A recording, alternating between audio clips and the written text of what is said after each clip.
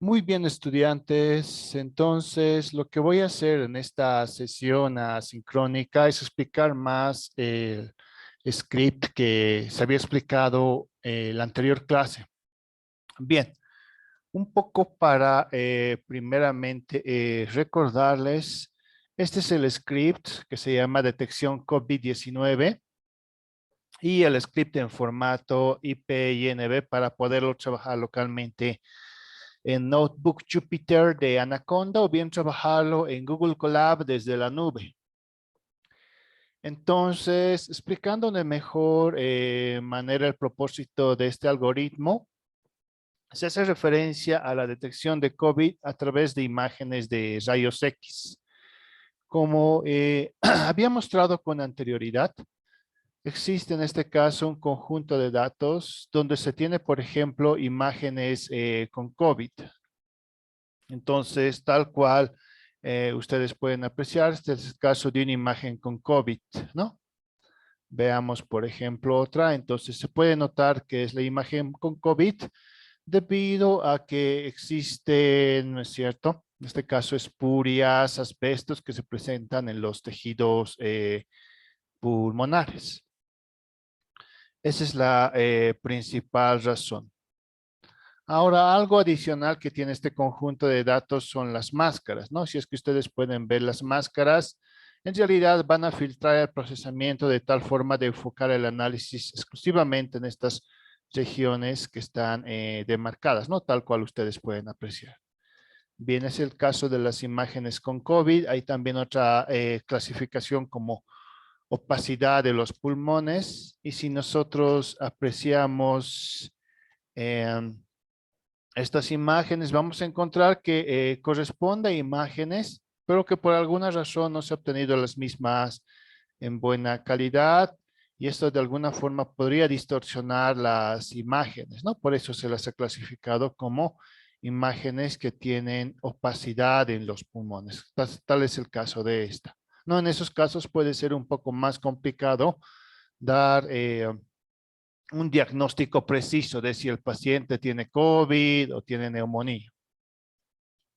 Tenemos también las imágenes normales. Se entiende o hace referencia en este caso a pacientes que están sanos, ¿no? Aquí, por ejemplo, se puede apreciar muy bien todos los órganos internos y claramente se ve que los tejidos pulmonares están limpios. No tienen en este caso cicatrices, asbestos, espurias que se haya debido a alguna neumonía u otra afección de los tejidos pulmonares. ¿No? Podemos ver también otra imagen y ustedes pueden visualizar mejor, ¿cierto? Aquí tenemos el lado izquierdo y este es el lado derecho. Cada vez que apreciamos las imágenes y las mismas también tienen sus respectivas máscaras. Bien. Finalmente veamos las imágenes que se deben a neumonías, ¿no? Neumonías virales. En este caso va a ser normalmente más referencia a la presencia de líquido en los pulmones, pero no se tiene el patrón de cicatrices o daños en los tejidos de los pulmones, como ustedes pueden apreciar. Vamos a observar una imagen más de manera adicional. Tenemos la misma situación, ¿no? Entonces ahí podemos ver distintas imágenes. Aquí este conjunto de datos también tiene una lectura que da referencia a cómo se ha generado esta fuente de información. Entonces, si nosotros revisamos, es un equipo de investigadores de la Universidad de Qatar, ¿no? Y otras universidades que han colaborado para este propósito. En este caso se han colectado imágenes de distintas fuentes en línea y papers que se han publicado, ¿no? Aquí, por ejemplo, están cuántas imágenes se han colectado, ¿no es cierto? En el conjunto de datos del pecho, aquí otras 183 imágenes de rayos X que se han colectado de una escuela médica. Tenemos otras 559 imágenes que se han colectado de fuentes como CIRM, GitHub, Kaggle y Twitter. Y finalmente 400 imágenes de rayos X de otras fuentes de GitHub. Esto en cuanto a las imágenes de COVID, ¿no? Si nosotros apreciamos las imágenes normales, 10.192 datos normales se han colectado de 3 diferentes conjuntos de datos, ¿no? Aquí se hace referencia también que 8.851 imágenes han sido colectados de ArcGNA, 1.341 imágenes de Calgon. Y aquí también referencia a los recursos de información y otras descripciones adicionales. También se especifica que todas las imágenes están en el formato PNG, que son gráficas de red en formato portable con una resolución de 299 por 299 píxeles. Bien, entonces ya tenemos una mejor referencia de las imágenes con las que nosotros vamos a tratar en este caso. Y un poco para recordarles, cuando ustedes ingresen aquí al hito 4, van a encontrar estos recursos en la siguiente dirección. Entonces, cuando ustedes ingresen a la carpeta que dice material docente redes neuronales y ustedes vayan a procesamiento de imágenes médicas, aquí claramente pueden apreciar el script con el que se va a trabajar. Este es el script y esta es la explicación teórica y el trabajo de investigación que mi persona realizó con otros 2 estudiantes para las jornadas de investigación de Unifrance. Entonces, estos 2 archivos van a tomar de referencia sobre todo este, ¿no? Este es el más importante en este caso.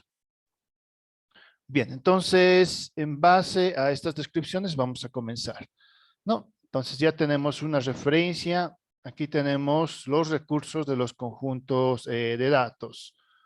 Ustedes pueden, por ejemplo, ingresar a este recurso, ¿no es cierto? A este primer enlace. Y aquí van a encontrar bastante información, ¿no es cierto? Incluso aquí tienen un video ilustrativo, tienen una descripción más detallada de los metadatos que se están utilizando para este propósito. Entonces es simplemente un detalle adicional que ustedes pueden revisar con calma. Y evidentemente, si ustedes observan que hay información de imágenes, hay pruebas, ¿verdad? Y hay también otros recursos adicionales. Entonces son algunos de los recursos que se tienen disponibles. Bien. Entonces voy a comenzar explicando las importaciones y la descarga de datos. Esta es una de las celdas más importantes con las que se está trabajando. Tienen la importación de varias librerías y paquetes. Entre algunas importantes que voy a mencionar, está por ejemplo la importación.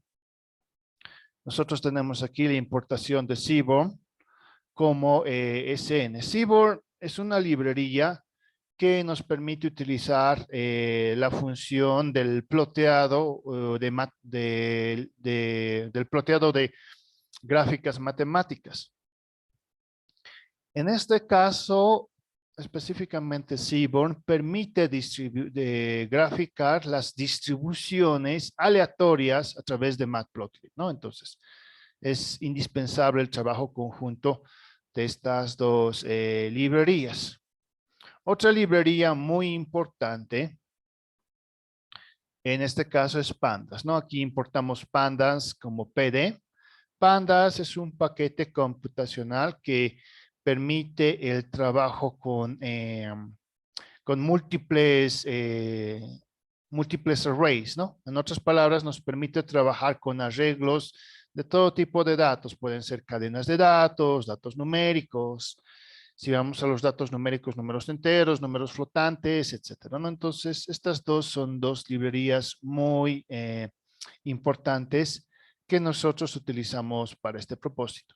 También utilizamos scikit-learn. Scikit-learn en realidad permite implementar algoritmos de inteligencia artificial que utilizan datos supervisados y no supervisados. Gracias a scikit-learn, nosotros podemos utilizar las matrices de confusión, podemos utilizar la curva ROC y otros parámetros que se definen dentro de los modelos. Bien, entonces parte de su tarea va a ser de escribir 5 de estas librerías o paquetes. Vamos a comenzar entonces el procesamiento. Ejecutamos, en este caso, la importación y la descarga de todos los datos que requerimos para este propósito. Bueno, está demorando la ejecución de la celda, no va a demorar mucho. Y después lo que nosotros vamos a realizar a continuación es definir una montura de la unidad Drive, ¿no? Ustedes saben que aquí podremos jalar los archivos, es una alternativa, pero una mejor aproximación es siempre aplicar la opción de montar Drive, ¿no? Mount Drive. Entonces, esa opción precisamente es esta segunda celda. Esta segunda celda nos va a permitir aquello. Entonces, yo procedo a ejecutar esta segunda celda, ¿no es cierto?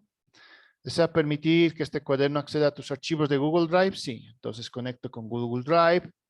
De ahí simplemente confirmo la cuenta que estoy utilizando. En este caso es la del correo universitario que tengo y voy a permitir, ¿no es cierto?, que pueda acceder a los recursos de Google Drive.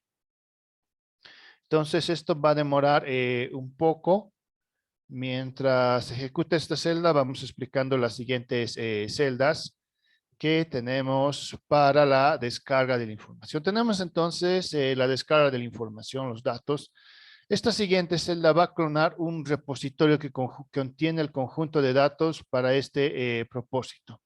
Entonces, si por ejemplo ustedes copian la dirección de este repositorio en una nueva pestaña de su navegador, van a encontrar, ¿no es cierto?, van a encontrar aquí las imágenes que se va a utilizar para este propósito. Aquí se encuentran todas las imágenes, ¿verdad? Y también están los recursos adicionales que se explican. Entonces, este repositorio es de bastante utilidad. Bien, entonces ya tenemos aquí la unidad montada, ¿no? Por ejemplo, si yo doy refresh, precisamente aquí tengo mi drive montado, ¿no? Entonces, con ello es lo que voy a trabajar. Si yo, por ejemplo, vengo a My Drive, aquí voy a encontrar todos los recursos, ¿no es cierto?, que tengo definidos. Pero enseguida vamos a ejecutar la celda para descargar la información. Entonces, voy a clonar aquí la información que es de este propósito. Aplico aquí un clonado, ¿no? Siempre para utilizar estos comandos se abre primeramente el signo de el cierre del signo de admiración. Entonces, ejecuto, ¿verdad? Se procede a la ejecución del comando y después de eso nosotros vamos a enlistar las direcciones de acuerdo a estas definiciones, de acuerdo a estos URLs, si quieren, ¿no? De acuerdo a estas locaciones de la información. Mientras esta celda se va ejecutando, voy a seguir pasando aquí a la parte de la configuración. Entonces, una vez se descargue toda la información, se van a definir las siguientes rutas. Entonces, se van a denominar a CKPT Path como esta dirección, ¿verdad? Entonces, aquí, por ejemplo, va a tener de contenido a la detección de imágenes con COVID de los arreglos X-Ray, en el directorio data y en un directorio que se llama CheckSNET Pretrain, que significa imágenes preentrenadas del modelo CheckSNET.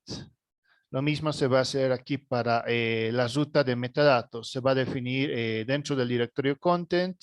Vamos a tener la detección de copy de los arreglos. Tenemos data. Y tenemos el conjunto de datos de las imágenes de rayos X de COVID, ¿no? Para ahí hacer referencia al archivo metadata, ¿no? Ese metadata entonces va a ser de mucha utilidad.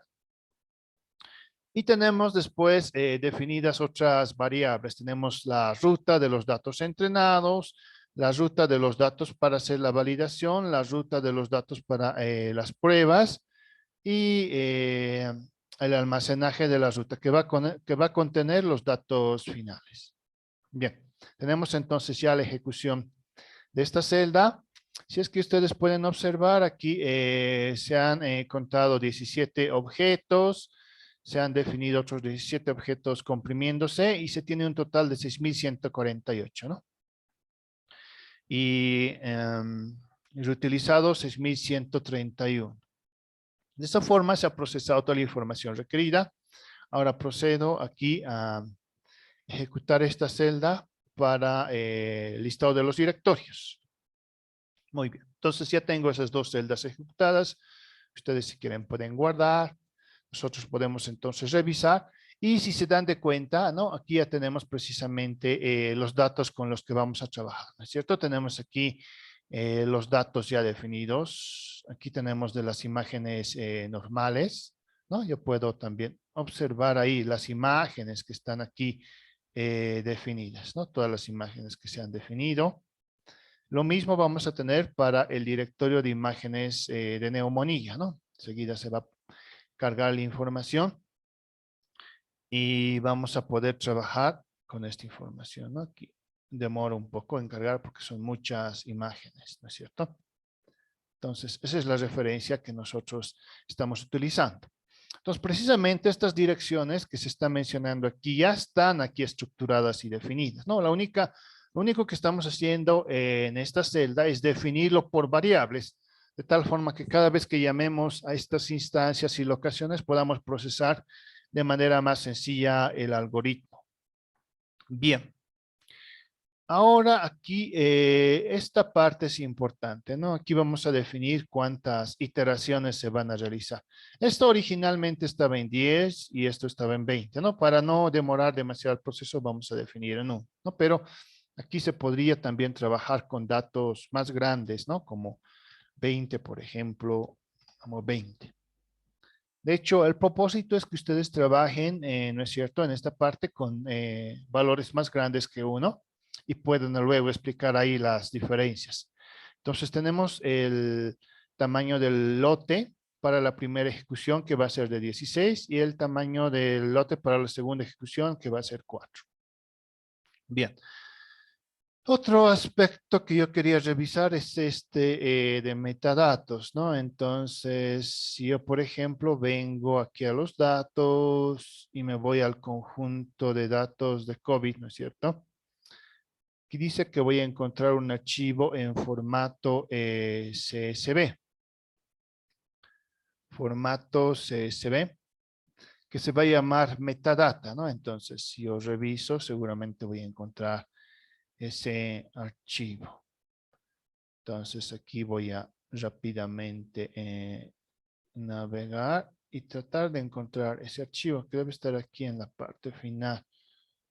Imagino, aquí está. Este, por ejemplo, yo quisiera descargarlo. Yo lo voy a descargar para revisar que tiene esa información, ¿no?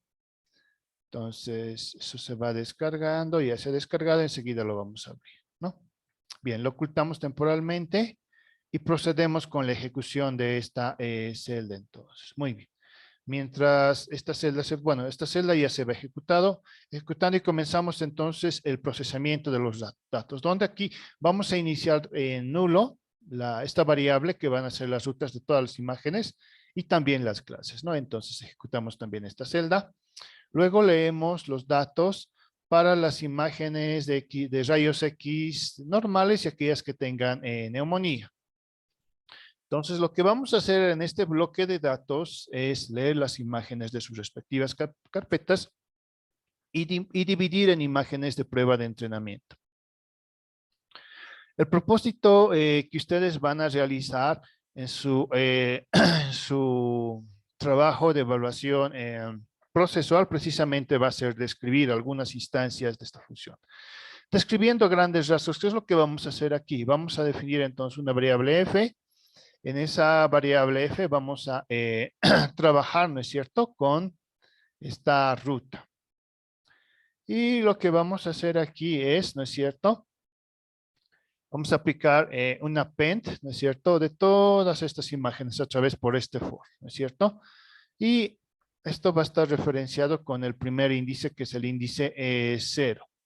¿No? En otras palabras, si se dan de cuenta, ya estamos haciendo una definición de clase, que aquellas imágenes normales van a estar asociadas a la clase 0.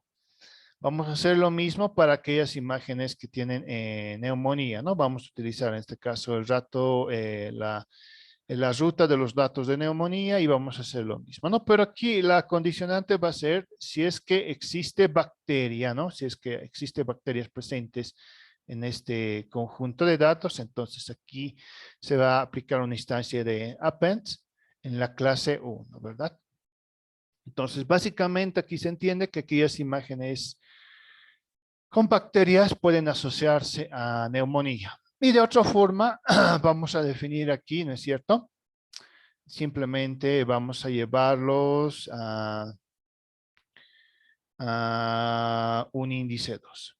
Eso es entonces lo que estamos haciendo inicialmente en esta parte del algoritmo. Nos ha salido aquí una advertencia, entonces nosotros podemos cambiar. Bueno, vamos a seguir. Ya no tenemos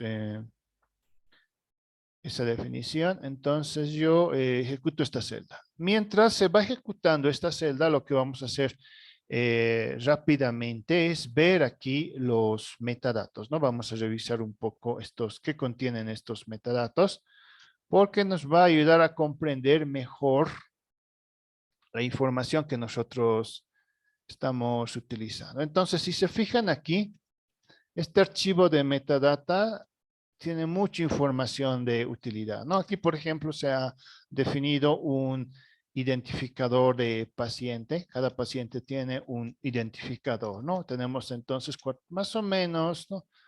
Poco menos de 500 pacientes, ¿no?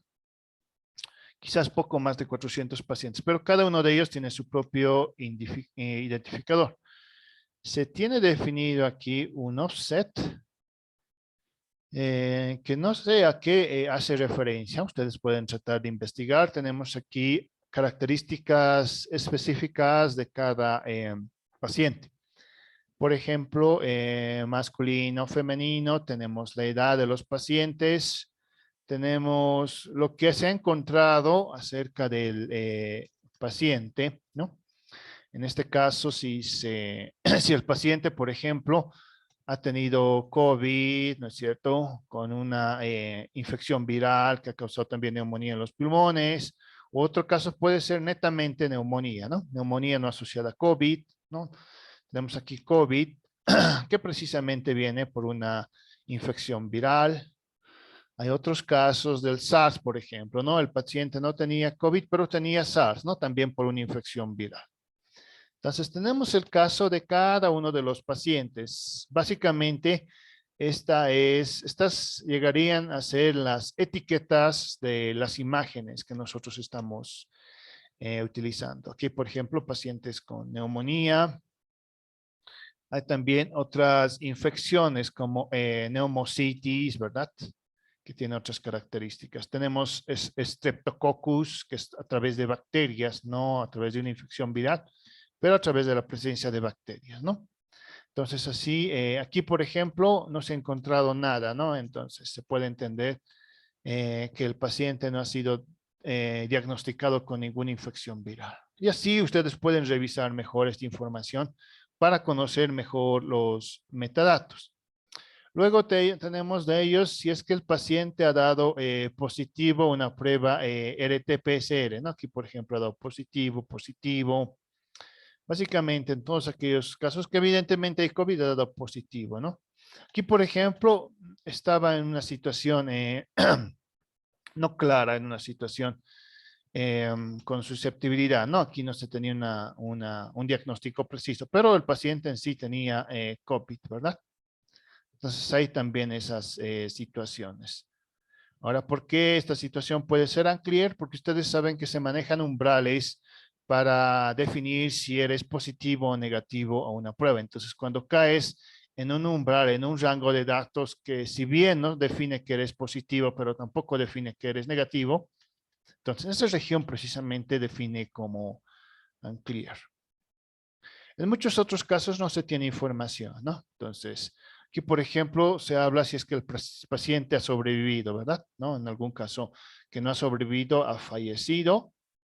Tenemos el caso de si el paciente ha sido intubado, ¿no? En estos primeros casos, estos dos pacientes no han sido intubados. Estos otros dos pacientes han sido intubados y así es como nosotros podemos ver, ¿no? Entonces, esto es la intubación al presente. Eso quiere decir preguntar si es que todavía está intubado. Aquí está la información. Si es que ha ingresado a una unidad clínica, si es que todavía sigue en la unidad clínica, si necesita suplemento de oxígeno. Y podemos ir viendo todos los demás parámetros, ¿no? Hablar de la temperatura que tiene el paciente, el grado de saturación de oxígeno. Aquí, por ejemplo, tenemos buen nivel de saturación, 97, 96, 91. Este valor es un poco más considerable, 88. Este valor es crítico, ¿no? Este valor, por ejemplo, es crítico, ese que muestra 70, ¿no? Ese valor es crítico, ¿no? Y ahí no tenemos información de si el paciente ha o no sobrevivido. Entonces, es información interesante que se puede analizar, ¿es cierto? Aquí está la cuenta de leucocitos, está la cuenta de neutrofilos, la cuenta de linfocitos, etcétera. Tenemos toda la información entonces médica que se puede utilizar para este propósito, además de descripciones específicas de los pacientes, ¿no? Bien. Entonces no vamos a entrar en más detalle, pero ya tienen una referencia para qué sirve esta metadata, entonces, que se está utilizando. Entonces leemos los datos que van a dar referencia a las imágenes de rayos X para COVID, ¿no es cierto? Ahora dice, debido a la presencia de múltiples imágenes de la misma identificación del paciente, la división de prueba de Tren-Bal se realiza de tal manera que la imagen de la misma identificación del paciente no cae en tren y en las demás, evitando así la fuga de información. Entonces procedemos con la ejecución de estas celdas. Muy bien.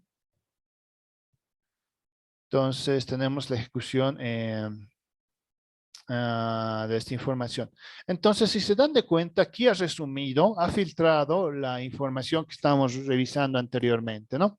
Concretamente aquí ha identificado aquellos pacientes que exclusivamente tienen COVID-19.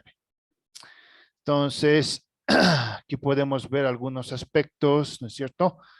Como la vista PA, estamos hablando de etiquetas específicas, ¿no es cierto? Es entonces lo que se está realizando. Y aquí ya nos está haciendo un conteo específico de los casos. Por ejemplo, se han contado 478, ¿no es cierto? Se habla de 478 que han dado positivo a la prueba PT-PCR, 478 que han sobrevivido, pero estos 478 han sido entubados, ¿no es cierto? Entonces es la información que tenemos inicialmente de referencia. Bien. Procedamos entonces a seguir avanzando con el algoritmo. Aquí no tenemos nada en esta celda. Vamos a continuar. También voy a guardar. Y seguimos con el procesamiento del algoritmo. No, recuerden, aquí estamos inicialmente en la lectura de los datos de las imágenes de rayos X. Entonces aquí se está definiendo una variable para identificadores de pacientes únicos. En este caso estamos utilizando de NumPy un arreglo que va a llamar, en este caso, que va a hacer referencia a los identificadores de los pacientes, ¿no? Se define en este caso una cuenta de los identificadores de los pacientes que se inicializa en nulo, no tiene información, luego se va a contar aquí el número de las muestras, ¿no es cierto? Y se aplica un for, ¿no es cierto? Precisamente en base a esta variable que se ha definido. Bien. Luego definimos otras variables si es que ustedes se están dando cuenta. Aquí tenemos identificadores para pacientes de entrenamiento, ¿no? Entonces, esto va a hacer referencia a la variable TC. A pacientes, al entrenamiento de los identificadores de paciente. Después tenemos otra variable, Valid Patient IDs, que va a ser la validación, en este caso, de los identificadores de los pacientes, ¿no? Y tenemos finalmente las pruebas, ¿no? Test Patient IDs, definida con esta variable, ¿no? Todas están inicializando en 0.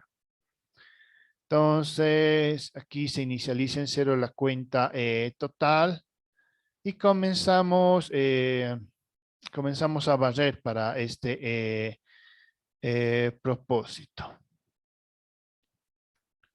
Bien, si se dan de cuenta que estamos utilizando el 70% de las muestras, ¿no? Entonces eso en referencia a lo que van a ser las imágenes para el entrenamiento. Y en otro caso vamos a utilizar un 90% de todas las muestras, haciendo referencia en este caso a la validación de pacientes, ¿no? Finalmente, con eso vamos a tener ya después las pruebas finales. Entonces, aquí, como ya se va a haber contabilizado, vamos a imprimir estos resultados, ¿no es cierto? Y vamos a tener cuántas imágenes se están considerando para el entrenamiento, para la validación y el número total de imágenes, ¿no es cierto? Entonces, procedemos de esa manera. Simplemente ejecutamos esta celda. Se ha ejecutado la celda y precisamente podemos ver ya dentro de los pacientes, dentro del análisis de pacientes con COVID tenemos un total de 478 muestras. Un conjunto de entrenamiento contiene 334 imágenes, ¿no? Y un conjunto de validación contiene 96 imágenes, ¿no es cierto? En esto, el conjunto de datos para pruebas ya contiene 48 imágenes. Muy bien. Continuamos entonces con la ejecución del algoritmo. Tenemos definido la clase del conjunto de datos. Esta clase será responsable de suministrar datos y también tiene una función de pérdida como miembro que implementa la pérdida en entropía cruzada ponderada binaria. Entonces, lo que nosotros vamos a hacer es ejecutar esta celda. Después de ejecutar esta celda, continuamos aquí con la definición del conjunto de datos, ¿no? Entonces, procedemos. Si se dan de cuenta en esta parte, miren, ya estamos utilizando la indexación, ¿no? 0 para pacientes normales, 1 para imágenes con bacterias, 2 para imágenes virales y 3 para lo que es COVID de manera específica. Muy bien. Luego de esto vamos a normalizar nuestra información. Ahora, es importante aquí entender por qué estamos normalizando dentro de esta transformación. Entonces, lo que yo quisiera que ustedes que investigan y que puedan describir mejor por qué estamos utilizando lambda, pero es de utilidad comprender por qué tenemos aquí definidos estos parámetros en la normalización. Bien.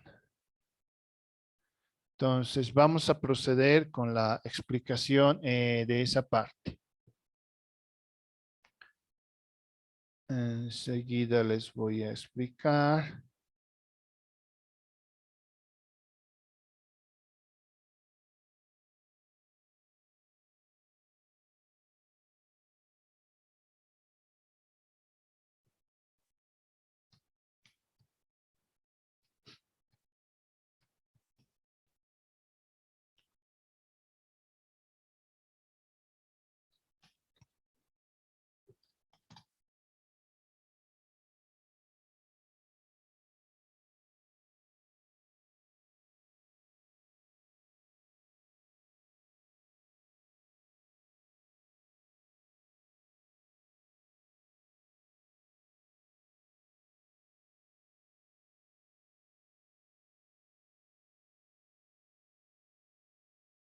Bien, tenemos entonces una descripción que hace referencia mejor a esta normalización.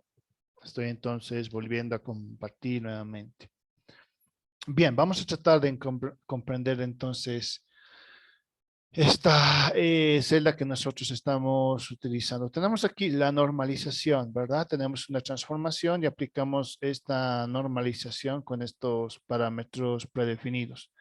Luego de eso, en la variable transformación de imagen, nuevamente aplicamos transformación, pero vamos a componer a partir de la transformación, ¿no es cierto?, que teníamos inicialmente definido. Y ahí vamos a redimensionar a 256. Dentro de esos 256 vamos a aplicar una extensión TenCrop a 224 y luego aplicamos transformaciones con lambda. Bien. Entonces es importante entender estos parámetros porque nosotros en todo caso utilizamos en parámetros. Entonces ustedes pueden revisar más información al respecto. Bien. Se menciona que todos los modelos preentrenados de las imágenes normalizadas, ¿no es cierto?, van a trabajar con las tres bandas en colores, ¿no? Rojo, verde, azul, con imágenes de estas dimensiones, ¿no? Cuando nosotros veamos tres dimensiones, height, width, estamos haciendo referencia, ¿no es cierto?, a esas dimensiones. Típicamente H y W son esperadas a tener por lo menos un valor de 224. Entonces, estas imágenes van a ser cargadas en un rango, en valor en un rango de 0 a 1, ¿no? En eso consiste la normalización. Pero como valores estándares se utiliza esta definición, ¿no? Entonces, nosotros podemos entender por qué. Básicamente trabajamos con una media y una desviación estándar de una red que se llama ImageNet y es una práctica virtual. Entonces, ¿qué dice? Que se han calculado, se han obtenido estos datos, ¿no es cierto?, en base a millones de imágenes, ¿no? Entonces, después de haber procesado millones de imágenes, se ha obtenido ya estos valores, ¿no? Entonces, en algún caso, obviamente, se podría modificar ligeramente, como la consulta que realiza en este caso. Entonces, esa es la razón por la que nosotros estamos utilizando, en ese caso, esa descripción que se menciona, ¿no? Entonces, parte de su investigación va a ser también poder comprender mejor cuál es la arquitectura DenseNet. Continuamos entonces, ejecutamos esta celda para normalizar y aplicar todas las transformaciones necesarias. Bien. Seguimos entonces con el algoritmo. Vamos a nosotros procesar, ¿verdad? Procesamos para ver en este caso cómo la imagen es transferida al modelo, ¿no? Después de aplicar las transformaciones que hemos visto anteriormente. Entonces, esperamos que se procese toda la información de estas celdas y ya lo tenemos procesado, ¿no? Entonces, aquí podemos ver una mejor gráfica del trabajo que nosotros estamos realizando. Ya sabemos que estas imágenes están asociadas o se está procesando estas imágenes para el caso exclusivo de COVID. Entonces, ustedes recuerdan las clases que se habían definido anteriormente, ¿no? Si nosotros vamos a los casos, tenemos aquí, ¿no es cierto? COVID es 3, infecciones virales es la clase 2, bacterias es la clase 1 y imágenes normales es la clase 0. Entonces vayamos primero con las imágenes de clase 0. Aquí tenemos solo una imagen de clase 0, que es esta que estoy aquí demarcando, la imagen de la segunda fila, primera columna. Entonces, aquí podemos ver que no existe afección en los tejidos pulmonares, ¿no? Se comprende entonces ese caso. Vayamos entonces al caso de las imágenes con COVID, que es lo que podemos apreciar aquí, ¿no? Entonces, evidentemente, sí se puede diferenciar que existen como cicatrices en el interior de los tejidos pulmonares, ¿no? Eso es lo que claramente se puede apreciar en la imagen 3, ¿verdad? Vayamos también a los otros casos. Ahora a la clase 1 que hace referencia a la presencia de bacterias, ¿no? Entonces aquí existe bacterias. Aquí es difícil distinguir. Aquí es presencia de bacterias. Aquí lo propio en estas segunda imagen es la clase presencia de bacterias, presencia de bacterias. Y vamos a la clase 2, son infecciones virales, ¿no? Que tal vez las imágenes que estamos apreciando aquí no llegan a ser tan ilustrativas, ¿no?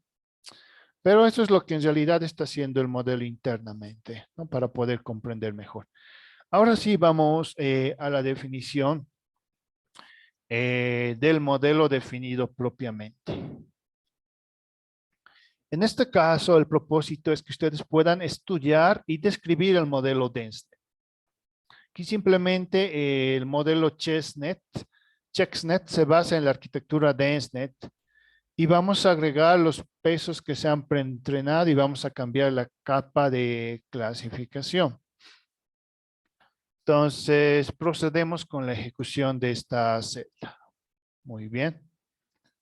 Y esto va a empezar a procesar la información, ¿no es cierto? Ya tenemos entonces la información procesada en este punto.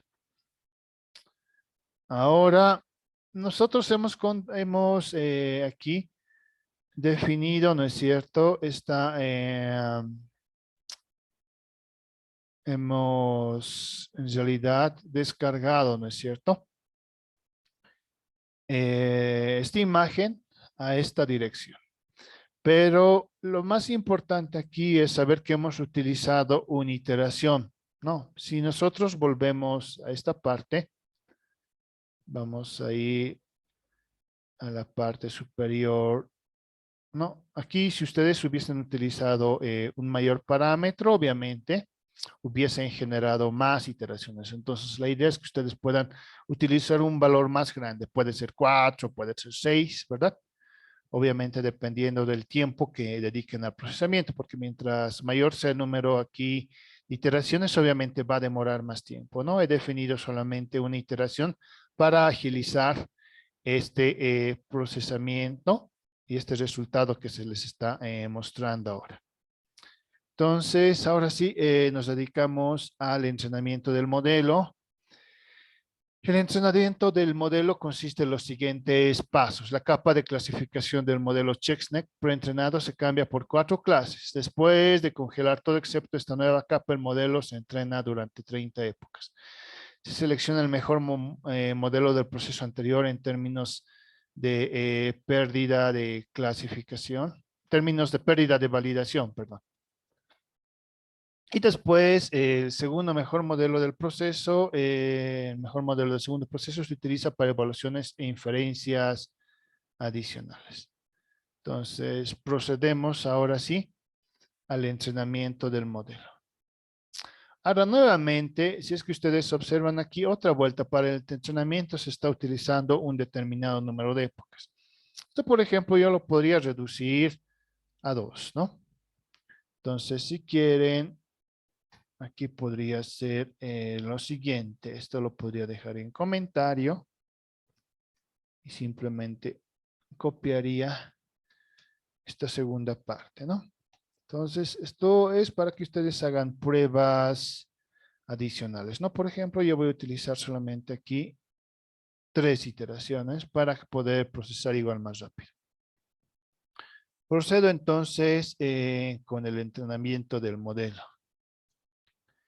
Voy a ejecutar esta celda, la celda ya está ejecutada, voy a aplicar el entrenamiento. En este entrenamiento se está utilizando una tasa de aprendizaje de 1 exponente menos 4. Se está comenzando en la iteración 0, ¿no? Se está inicializando en 0 las iteraciones para la primera ejecución. Entonces aquí va a demorar, va a generar 3 iteraciones, ¿no? Aquí ustedes pueden utilizar las 10, ¿verdad? Para que expliquen mejor ahí sus resultados. Bien. Entonces, nosotros vamos a esperar cierto tiempo mientras demora esta parte del entrenamiento. Esta parte es la que va a demorar más. Entonces, podemos definir aquí una pausa y continuamos con la explicación en el siguiente video.